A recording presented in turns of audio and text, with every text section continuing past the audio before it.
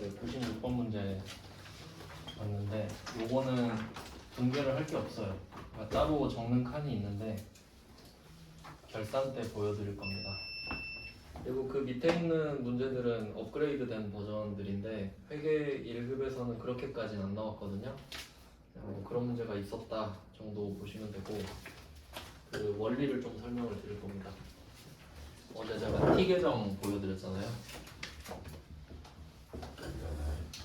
어떤 원리로 돌아가는지 한 번 더 보여드리겠습니다. 숫자를 좀 작게 해서 이해하기 쉽게 해볼게요.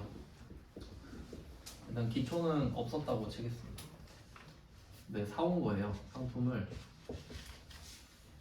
지금은 계산하기 쉽게 100원이라고 할게요. 한 개. 100원에 10개 사왔다고 합시다. 그러면 1000원어치 사온 거죠. 그러면 판매 가능 재고가 1000원 있는 겁니다. 100원짜리 10개. 그리고 우리가 이거를 3개를 팔았다고 할게요. 3개.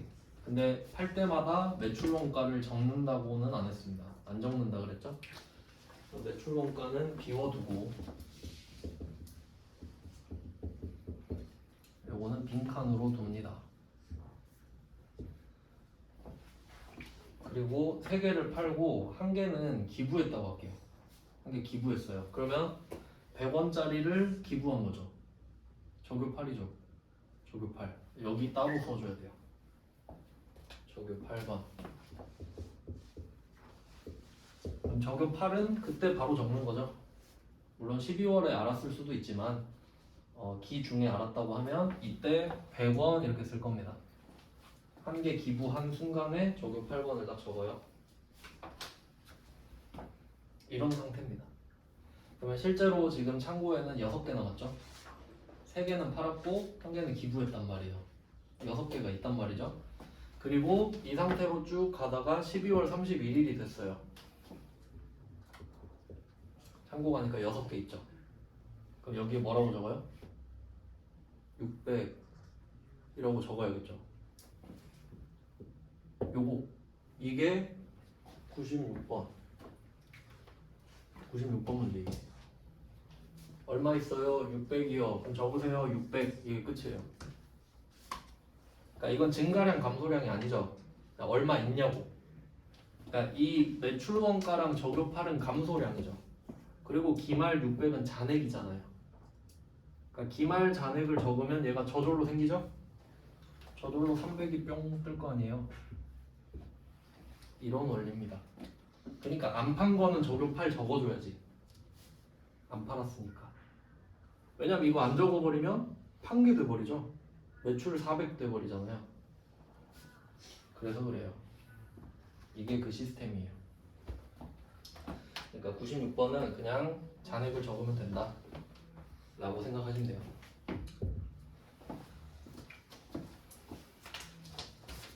그리고 이제 17페이지로 가보시면은 다 회계 1급 문제가 별로 없어서 회계 1급 문제가 96번밖에 없어요. 나머지 다 세무 2급, 세무 1급이라서 나머지는 어렵거든요. 그렇게까지는 안 나오니까 그냥 그렇군 하고 넘어가시고 회계 1급이니까. 네, 그럼 유동자산 끝. 이렇게 됐습니다. 그러면 재고자산을 배웠을 때 뭘 배웠냐라고 하면은 첫 번째 취득 부대 비용, 원재료 상품 살 때 운반비 같은 것들 다 더했죠. 근데 취득 부대 비용은 자산엔 다 있죠. 왜냐면 자산은 취득을 해야 자산이니까. 그래서 취득 부대 비용은 그냥 일반적인 이슈고 그 반대로 판매 운반비를 좀 더 신경 쓰라고 말씀드렸어요. 두 번째는 저교 8. 재고 자산을 파는 게 아니라 다른 목적으로 반출했을 때 저교 8. 그다음 세 번째는 그냥 기말 재고. 근데 기말 재고가 난이도는 쉬운데 이걸 안 하면 매출 원가를 파악할 수 없다. 그러니까 실제로는 되게 중요한 절차입니다.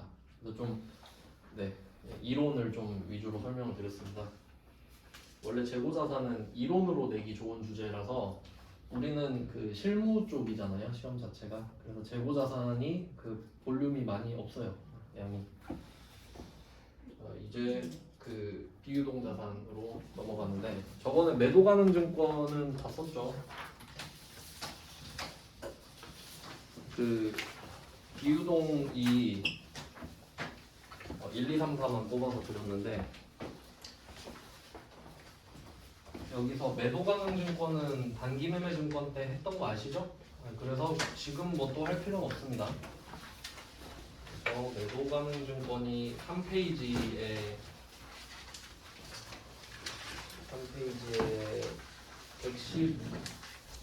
115번까지예요. 맞나?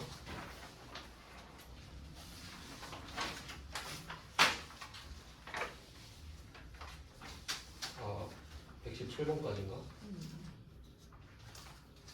아니요, 116번까지네요. 비유동 자산은 3페이지에 116번까지가 매도 가능 증권입니다. 그래서 엄청 중요하다고 설명을 드렸었고요. 그리고 117번, 이것도 했었나요? 117번 만기 보유 증권? 할 때 같이 했었을 것 같기도 한데 안 했나요? 안 했어요. 안 했어요? 그러면 117번부터 보겠습니다. 116번까지는 전부 다 매도 가능 증권입니다. 107부터 116번까지가 다 매도 가능 증권이고 117번이랑 118번은 만기 보유 증권이거든요. 만기 보유 증권.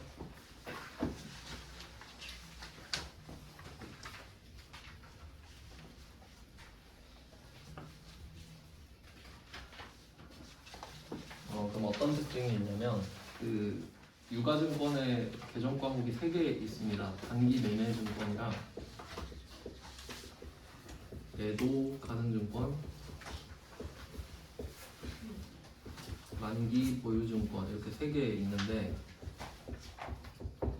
얘네들의 후속 조치를 한번 생각을 해보면 단기 매매 증권 취득. 단기 매매 증권은 취득을 하는 순간에 왜 샀어? 라고 물어보면 팔려고죠. 팔려고 산 겁니다. 그래서 취득을 하는 순간 처분이 결정이 돼 있고요. 시기의 문제죠. 그리고 혹시 그 사이에 12월 31일이 있다면 평가까지 하게 됩니다. 이런 순서가 있었어요. 그러니까 단기 매매 증권은 취득과 처분은 결정이 돼 있는 겁니다. 처분하려고 샀기 때문에. 매도 가능 증권도 취득을 했다 하면 얘도 짧은 기간은 아니지만 결국은 시세 차익을 노리는 애거든요. 그러니까 얘도 처분이 결정은 되어 있습니다. 근데 짧은 기간 내는 아니라는 거죠. 장기간이죠. 얘도 처분이 있고 그러면 얘는 약간 당연하게도 평가가 있겠죠. 장기간이니까. 그러니까 이게 뭘 뜻하냐면 얘네들은 처분이 전제잖아요. 처분이 이미 전제가 돼 있잖아요. 그럼 당연히 산 가격보다 비싸게 팔고 싶겠죠. 그러니까 맨날 주식창 보고 있을 거 아니에요. 그러니까 12월 31일 가격으로 최신화를 시키는 거예요. 처분을 할 거니까 평가를 한다고요. 나 이거 팔 건데 지금 얼마지? 이게 평가잖아요. 그럼 이제 만기 보유 증권은 노선이 달라요. 얘는 끝까지 보유할 거죠. 그럼 끝까지 보유하면 상대방이 나한테 원금이랑 이자를 준단 말이에요. 그러면 이건 난 처분을 안 할 생각이죠.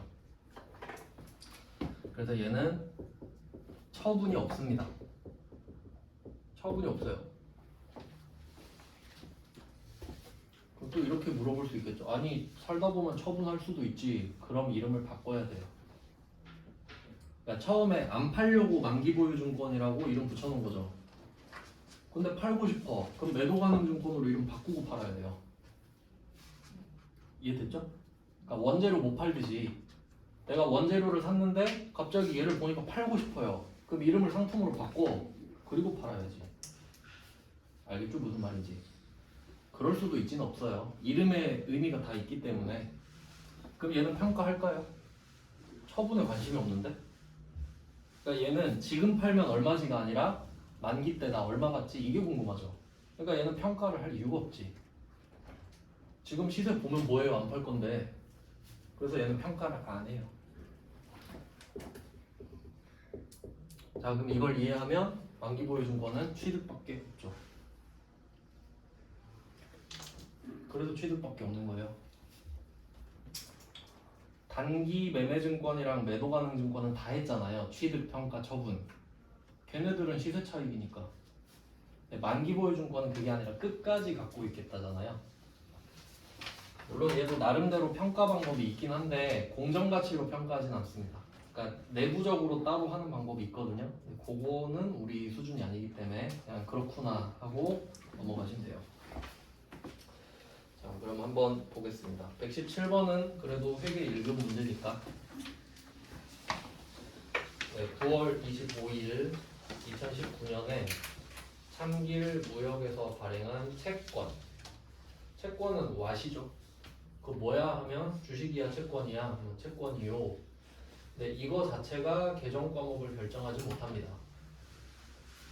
왜 샀어? 라고 물어보니까 만기까지 보유할 목적 나왔죠. 그래서 만기 보유 증권이 됩니다. 그리고 디테일까지 보면은 혹시 내가 주식을 샀을 수도 있죠. 근데 주식을 샀는데 왜 샀어? 이러니까 만기까지 보유하려고.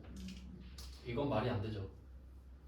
주식은 마음에 들면 사는 거고 마음에 안 들면 파는 겁니다. 만기까지 보유하는 개념이 없어요. 그래서 채권만 만기 보유 증권이 가능하다. 이것도 시험에 좀 자주 나오는데 알고 계시면 되겠고. 어쨌든 만기 보유 증권으로 이름을 적겠습니다. 목적이 나왔으니까. 네, 원래 정확하게는 목적만으로는 안 되고요. 능력도 있어야 돼요. 내가 능력이 없으면 이거 중간에 팔 수도 있잖아요. 그러니까 원래 목적과 능력까지 말을 합니다. 네, 여기서는 그냥 뭐 간단하게 말을 한 거죠. 그리고 여기서 시장성은 없다라고 돼 있는데 이거 그 의미 여부를 알려드렸어요. 쓴 김에 다 해봅시다. 시장성이 중요한 애를 찾아봅시다. 단기 매매증권은 단타를 쳐야 됩니다. 단타의 생명은 지금 사고 싶을 때 사고 팔고 싶을 때 팔아야 돼요. 그러려면 시장성이 전제가 돼야 되죠. 내가 삼성전자 주식을 사야 바로 팔지. 근데 장 외 주식을 사면은 못 팔아요. 아는 사람만 사니까. 그래서 얘는 시장성이 중요하죠. 그러니까 시장성이 없으면 단기 매매 증권이 안 되죠, 그냥. 얘는 중요하지, 시장성이.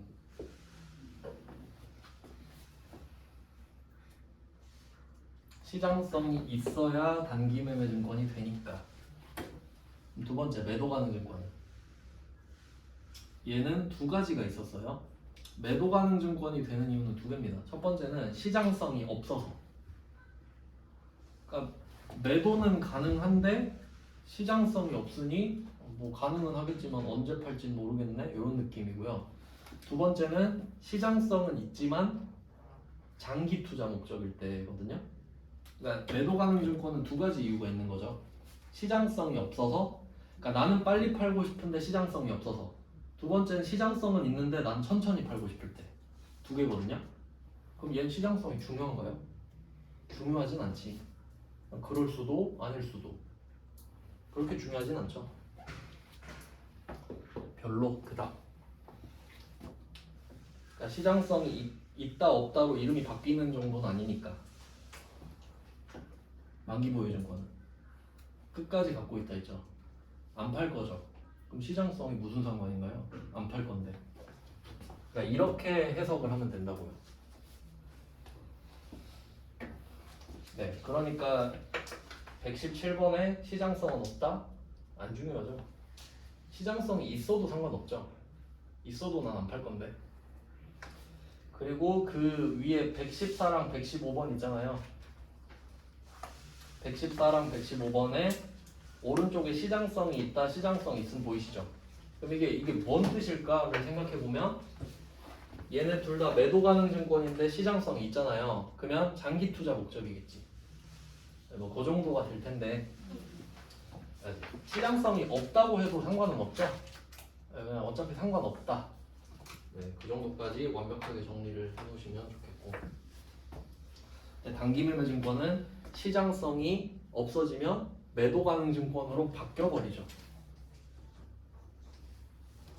단기 매매 증권이 되려면 시장성이 있어야 된다, 단기 매매 목적이어야 된다, 두 개가 엔드 조건이잖아요.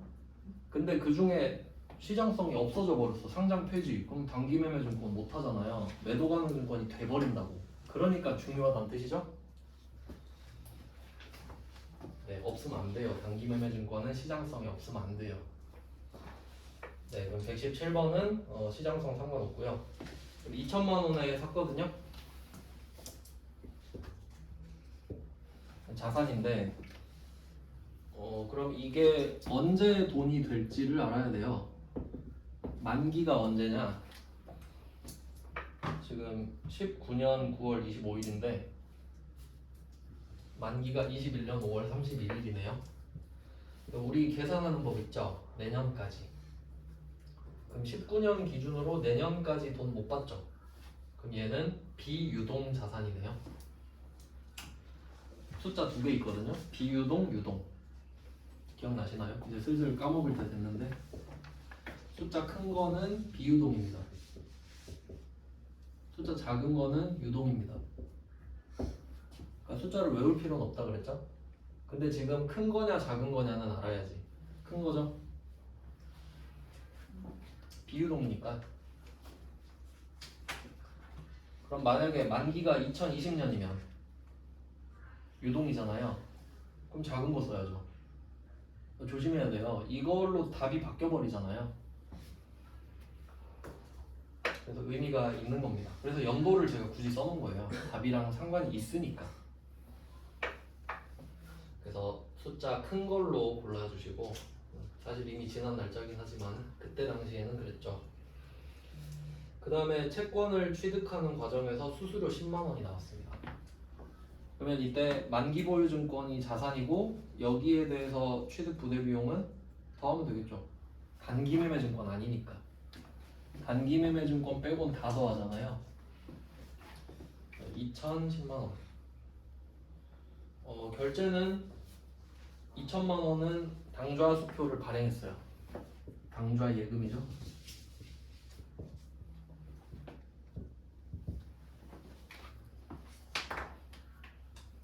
그리고 나머지는 보통 예금, 수수료는 보통 예금.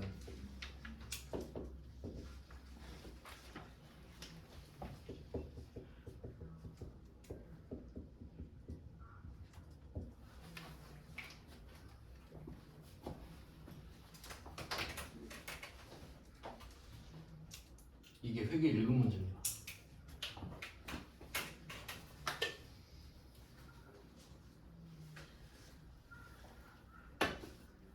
그 다음에 118번은 세무 1급 건데 이건 그냥 참고용이죠. 세무 1급은. 실제로는 이렇거든요. 118번을 한번 보면 이건 그냥 참고. 여러분이 나중에 채권 투자 이런 거 할 수도 있으니까. 118번에 당사는 금성이 발행한 액면 금액 200만 원. 여기서 이 액면 금액 200만 원 있잖아요. 그럼 우리가 나중에 200만 원을 받는 거예요. 그러니까 액면 금액은 뭐라고 생각하시면 되냐면 액면 금액은 곧 신용이지, 신용. 그러니까 그 신용의 가장 대표적인 사례가 화폐입니다. 화폐. 한번 생각을 해볼게요. 5만 원짜리 지폐가 있고 만 원짜리 지폐가 있죠. 그럼 5만 원짜리는 정말 5만 원의 가치가 있나요? 그러니까 5만 원을 갈아서 팔면 만 원에 정확히 5배 가치가 나와요? 그건 아니지. 아니잖아요. 좀 더 비싸긴 하겠지만. 그럼 왜 5만 원으로 5만 원어치 물건을 살 수 있죠? 약속했으니까. 거기 써 있는 금액대로 거래하자고 약속했잖아요. 그러니까 화폐는 국가가 없어지면 의미가 없습니다. 약속이기 때문이죠. 그러니까 그 액면에 써진 거 지키기로 약속했잖아요. 그럼 내가 200만 원이 써진 채권을 샀죠. 그럼 이걸 200을 받는다는 신용 때문에 산 거 아니에요? 그러니까 믿음이라고요. 액면 금액은. 알겠죠? 무슨 말인지? 약속이잖아요. 약속. 이게 200만 원 갈아서 팔면 200만 원 이런 거 아니잖아요. 그러면 만기가 3년이란 소리는 우리가 2022년 1월 1일에 얘를 샀죠. 그러면 3년 뒤에 2025년 1월 1일에 200을 받아요. 근데 그럼 이거 내가 돈 빌려준 거랑 똑같죠? 그럼 그럼 야 너 이자 얼마 줄래? 하니까 표시 이자율 7% 써있죠. 이자는 무조건 연단이거든요. 그럼 200만 원에 7% 하면 14만 원이죠. 1년에 14만 원씩 주겠다는 소리예요. 그러니까 14 주고 14 주고 14 주면서 200. 그러니까 결론은 돈 빌려줬다는 거예요. 채권을 산다는 거는. 이해됐죠? 그러니까 나는 이걸 만기까지 보유하겠다는 소리는 이 캐시플로우를 넣겠다는 거지. 근데 여기에다가 디테일을 넣으면 우리가 또 금리를 배웠지 않습니까? 금리가 중요하다고 말씀드렸죠. 그러니까 이게 캐시플로우를 보면은 오늘이 0년, 1년, 2년, 3년 이렇게 했을 때 내가 얼마를 넣나 볼게요. 플러스 14만 원, 플러스 14만 원, 플러스 14만 원에 원금 200 이거죠 캐시플로우가. 근데 이 14만 원, 14만 원, 14만 원의 가치가 같아요? 아니죠. 이 중에 뭐가 제일 비쌀까요? 얘가 제일 비쌉니다. 1년 뒤니까. 이렇게 생각해봐요. 여러분 월급 3년 뒤에 주면 좋아요? 안 좋잖아요. 1년 뒤에 주면 그래도 안 좋지. 근데 3년 뒤보단 1년 뒤가 낫고 3달 뒤보단 한 달 뒤가 낫잖아요. 왜? 현금은 오늘이 제일 비싸니까. 그 정도는 아셔야 돼. 그러니까 이게 액면 금액이잖아요. 명목가치. 이건 중요하지 않다니까. 그러니까 이건 머글들이 하는 이야기고 우리는 고급 인력이잖아요. 금리를 알잖아. 그러면 이 가치랑 이 가치랑 이 가치가 다르다는 걸 알아야지. 그럼 이걸로 할인을 때리면 채권 금액이 나와요. 그러니까 이 7%는 쿠폰 금리라고 얘가 주기로 약속한 이자고 실제 금리는 따로죠. 실제 금리대로 깎은 가격이 이거예요. 얼마인지 볼게요. 그러니까 실제 이자가 10%예요. 그러니까 얘가 주기로 한 이자는 7%고, 그러니까 7%는 약속인 거지 그냥. 10%는 시세고. 그러니까 두 개 있을 거 아니에요. 내가 이만큼 줄게, 시세는 이 정도지만 이런 느낌이죠. 그래서 이렇게 계산을 해보니까 185만 787원이래. 이 계산한 금액이 이거예요. 그러니까 채권은 117번처럼 금액이 예쁘게 안 나와요. 알겠죠? 그냥 그렇다고. 근데 문제 풀기 좋으라고 그냥 금액을 예쁘게 해놓은 거죠. 실제는 그렇습니다. 근데 118번도 답은 안 어렵죠? 그러니까 만기보유증권 쓰고 1850787 현금 이렇게 쓰면 끝이잖아요. 풀 수 있죠? 네, 똑같아요. 숫자 큰 거 쓰고 3년 뒤니까. 참고용이에요, 참고용. 자, 오늘의 메인은 4페이지입니다. 유가증권은 다 한 거예요.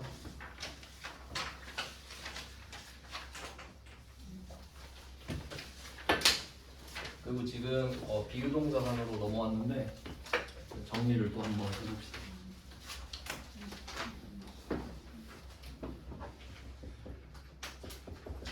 유동자산, 비유동자산. 자꾸 쓰는 이유가 뭘까요? 외우셔야 되니까. 근데 외워라 하면 외우기 싫죠. 그냥 계속 보여주는 거예요. 계속. 언젠간 눈에 있겠지. 저도 외우란 말 싫어해서. 당좌자산, 재고자산. 그러니까 재고자산은 훅 지나갔죠? 그러니까 당좌자산이 많아서 그래요. 그럼 재고자산은 판매. 그럼 당좌자산은 뭐냐? 유동자산 중에 재고자산 아닌 것들이니까 많지. 근데 이걸 처음 배우니까 멘붕이 왔죠. 하지만 다 끝났고, 그럼 비유동으로 넘어왔잖아요. 그럼 얘는 돈이 되는데 좀 오래 걸리는 애들이에요. 첫 번째 투자자산. 투자자산은 왜 갖고 있냐라고 하면 여기 이름에 나왔죠. 투자 목적. 근데 여기서 투자는 일상적으로 쓰는 투자 그 개념을 좀 잘 정리해야 되는데, 예를 들어서 삼성전자가 번 돈을 연구개발비에 투자한다 이런 말 들어봤죠? 그때 투자가 아니고 이건 투기예요. 투기.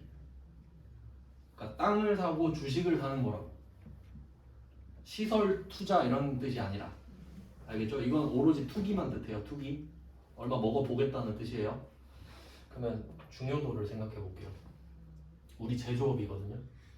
제조업이 꼭 땅 투기 해야 되나요? 그거 아니지. 그래서 별로 안 중요한. 단기 매매 증권도 별로 안 중요해요. 제조업이 남의 주식을 왜 사요? 그냥 중요하진 않아요 원래. 근데 그냥 배운다고. 그 다음에 아마 내일 하게 될 유형자산. 무형자산도 있고요.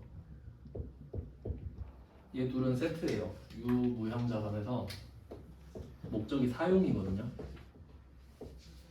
내가 쓰려고. 그러니까 여러분 휴대폰 쓰려고 샀죠. 그럼 그 휴대폰은 여러분의 유형자산.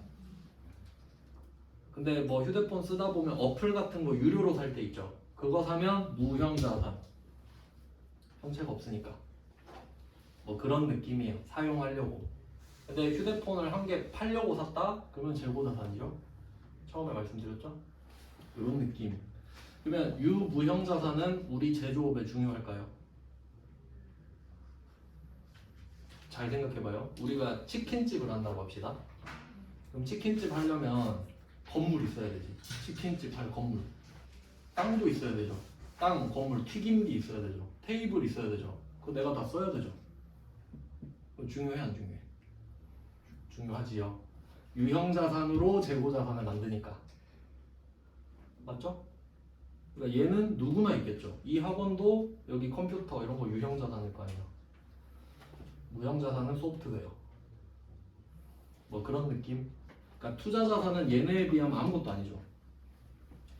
그러니까 여기서 중요한 애를 찾아봐라 하면은 유형자산. 얘 짱. 왜냐면 그 재고자산을 파는 회사도 있고 안 파는 회사도 있어요. 근데 재고자산을 파는 회사도 유형자산이 있고요. 재고자산을 안 파는 여기 학원 같은 데도 유형자산은 있잖아요. 재고자산은 없어도. 그러니까 유형자산, 유동자산에서는 재고자산이 중요하고 비유동자산은 유형자산이 중요해요. 네, 주인공들이에요. 근데 재고자산은 여기서 좀 푸대접을 받고 있어요. 얘는 이론에 강하거든요. 그러니까 이거 배우다 보면 원가회계 나와요. 뗄 수가 없는 사이라서. 재고자산이랑 원가회계는 제품이 재고자산이 되려면 원가회계를 거쳐야 되잖아요. 근데 그것까지는 안 들어가고 우린 입력 위주로만 보는 거지. 그 다음에 마지막이 기타 쩌리, 기타 비유동자산. 그러니까 이게 유동자산이랑 비유동자산이 그룹이 하나씩 있잖아요. 근데 이 그룹마다 반드시 쓰레기통이 하나씩 있어야 돼요. 그럼 유동자산의 쓰레기통은 당좌자산. 근데 쓰레기가 너무 많아. 재고자산 빼고 다 버려가지고.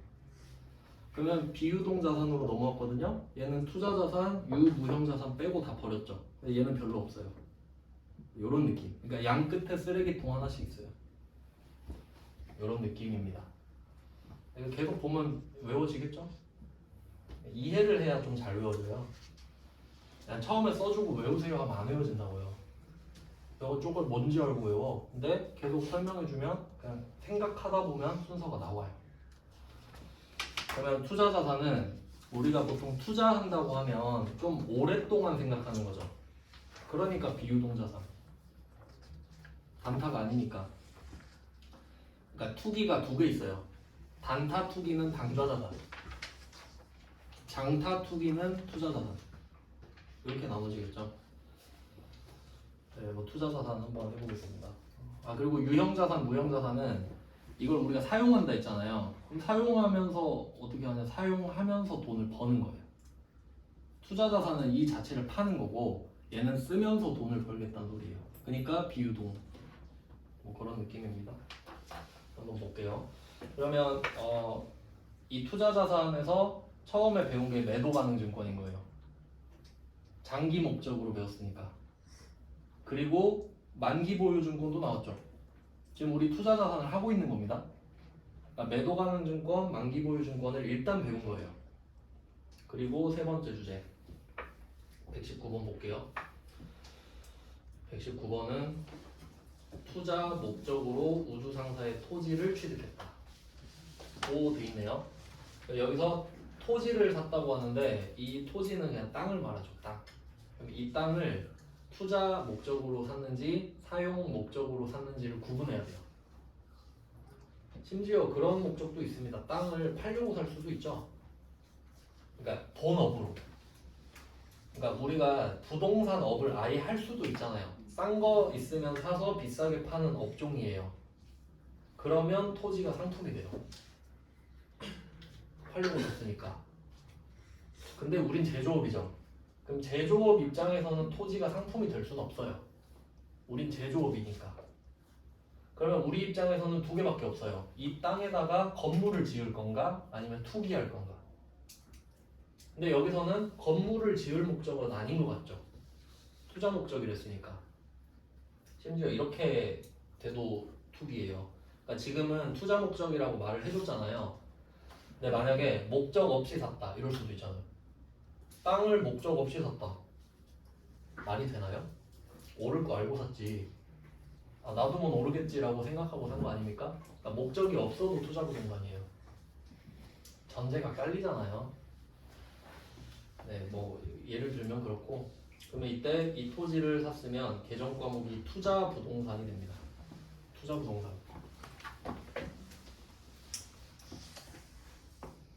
여기는 토지가 일단 나오고요. 그 바로 밑에 문제랑 같이 좀 볼게요.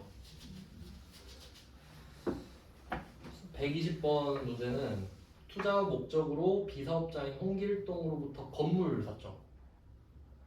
그럼 119번은 토지 표시하고 120번은 건물 표시하시면 돼요. 이걸 합쳐서 부동산이라고 부르기로 했죠. 움직이지 않는 재산, 부동산. 움직이는 건 동산. 그러면 목적이 어때요? 119번도 투자고 120번도 투자죠. 둘 다 이름이 투자 부동산입니다. 토지도 부동산이고 건물도 부동산이니까 계정 과목이 똑같아요.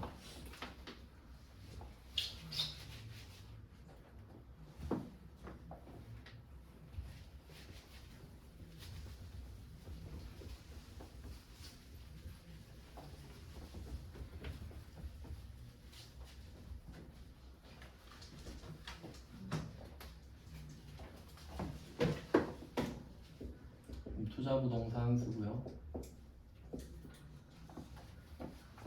119번은 4억 5천만 원입니다.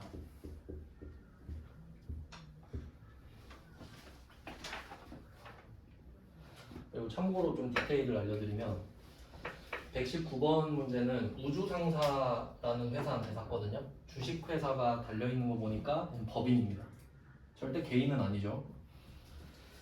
그러면 이 회사한테 땅을 샀는데 이 토지 있잖아요. 토지가 부가가치세가 면세되거든요. 면세예요, 면세. 토지가. 그러니까 땅은 면세 물건이에요. 그래서 부가세가 안 붙어요. 그래서 부가세 얘기 안 하는 겁니다. 뭐 그냥 그렇고. 그러면 이 투자부동산 4억 5천짜리를 외상했죠, 외상. 외상. 계정 과목 아시나요?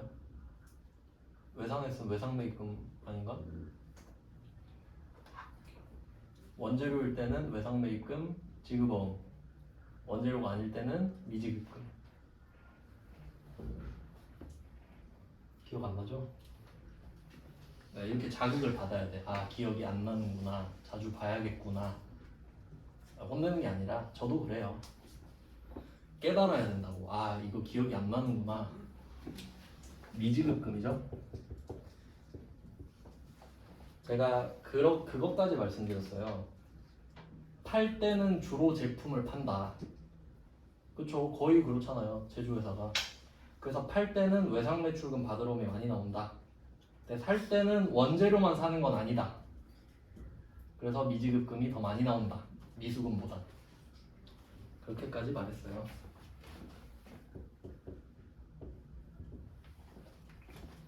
자, 이렇게 됐습니다. 미지급금. 이유는 원재료가 아니라서, 투자부동산이라서 라고 하면 안 되고, 원재료가 아니니까 미지급금이다.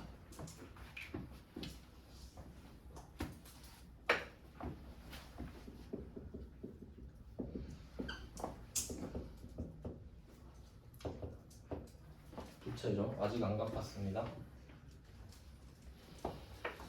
그러면 이때 이 미지급금을 이럴 수도 있죠. 그냥 3달 뒤에 주기로 했어요. 친한가 봐요. 근데 3달 뒤에 주기로 해놓고 약속어음을 지급했다라고 할 수도 있죠.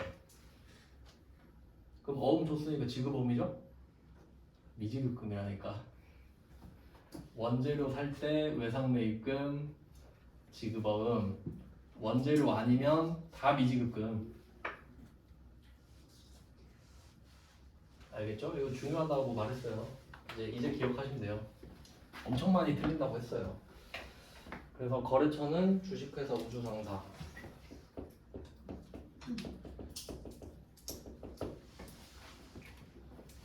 네, 일단은 땅을 외상으로 지금 해놨고요.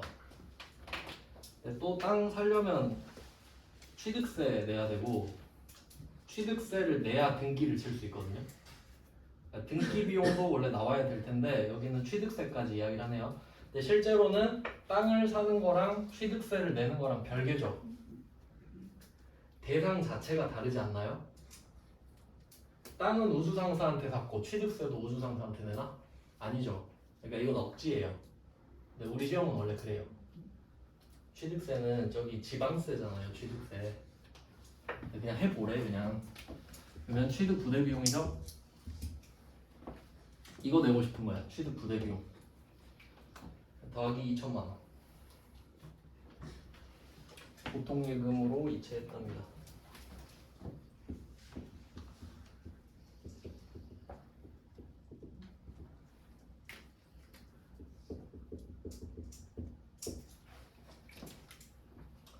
자, 여기서 중요한 거는 미지급금입니다. 투자 부동산보다는 아마 미지급금을 좀 많이 틀릴 것 같고요. 그리고 내일 할 건데 그 땅을 사용하려고 살 수도 있잖아요.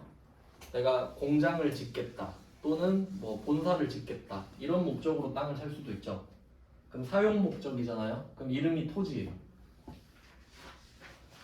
근데 그걸 먼저 말씀을 안 드린 이유가 토지 말해주면 토지에 꽂혀요. 그럼 나중에 토지 써 있으니까 토지 이렇게 적는다고. 아니, 토지라 써 있는데 토지 아니에요? 이렇게 물어본다고요. 사용할 목적의 토지가 토지. 사용하지 않을 목적의 토지는 투자부동산. 알겠죠? 그러니까 여기서 토지는 그냥 땅을 말하는 거죠. 개정 과목이 아닙니다.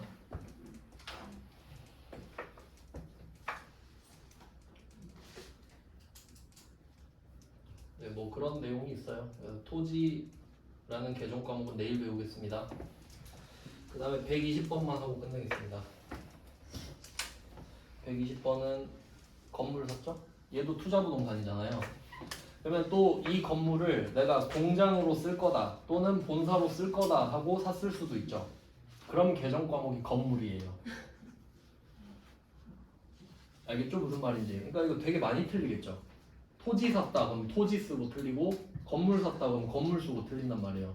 근데 그건 what이라고 했고 우리는 why를 한다고 했고 왜 샀어? 하면 쓰려고 투기하려고 이렇게 나눠야 되죠. 건물 토지가 중요한 게 아니라. 근데 이제 나중에 부가세 배우면 좀 헷갈리는데 참고로 건물은 과세입니다. 건물은 부가가치세가 붙거든요. 근데 120번은 비사업자 홍길동이라고 나오죠. 근데 또 부가가치세는 사업자만 걷거든요. 그래서 부가가치세가 없어요. 여기는 뭐 그냥 참고로 알고 계시면 됩니다. 그러니까 만약에 우리가 이 건물을 홍길동이 아니라 그 위에 119번에 주식회사 우주상사한테 샀을 수도 있잖아요. 건물을. 그러면 이 주식회사 우주상사는 사업자거든요. 그럼 얘는 나한테 건물 팔면서 9,900달러 그래요. 야, 나 9,000짜리 팔았으니까 900 내야 돼. 900 내놔. 이래요. 나 저기 세무서 갖다 줘야 돼. 근데 홍길동은 사업자가 아니라 그러죠. 그럼 얘는 부가세를 갖다 줄 의무가 없거든요. 그러니까 부가세를 안 달라 그러지. 그러니까 이거 생각하면 돼요. 여러분 당근마켓에 물건 팔 때 부가세 걷어요? 안 걷지. 사업자 아니니까. 그 느낌. 참고로 알고 계세요. 참고로. 그러니까 사업자한테 사면은 비싸요. 개인한테 사요. 근데 보통 우리가 아파트를 개인끼리 거래하잖아요. 그러니까 부가세가 별로 상관은 없어요. 그런 내용이 있고. 그러면 얘도 투자부동산이죠?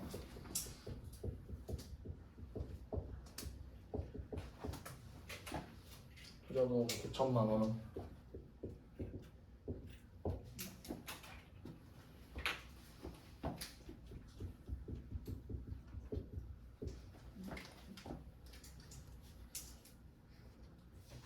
그 다음에 당좌수표 발행했대요. 당좌 예금.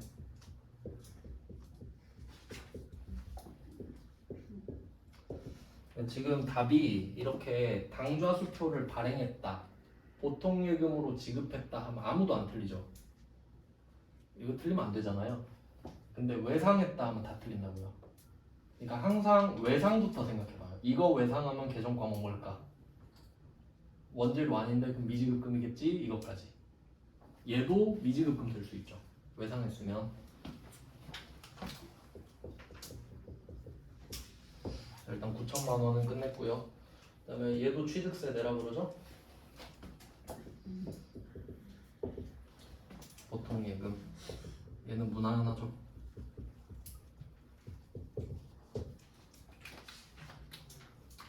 그래서 이 문제는 그래도 양심에 조금 찔렸는지 하나의 붕괴로 처리할 것 이 말 있잖아요. 하나의 붕괴로 처리할 것, 이걸 어떻게 해석하시면 되냐면 내가 지금 억지를 부리고 있어, 좀 미안하지만 그냥 해봐, 이런 뜻이에요.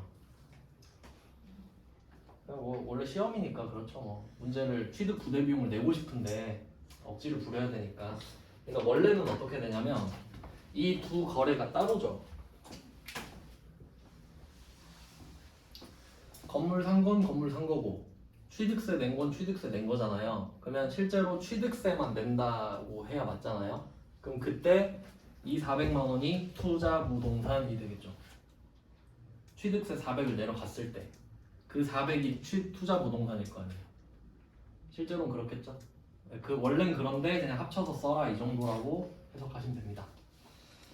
네, 오늘은 이렇게 해놓고 내일은 121번부터 하겠습니다. 퇴직금 관련 내용입니다. 고생하셨습니다.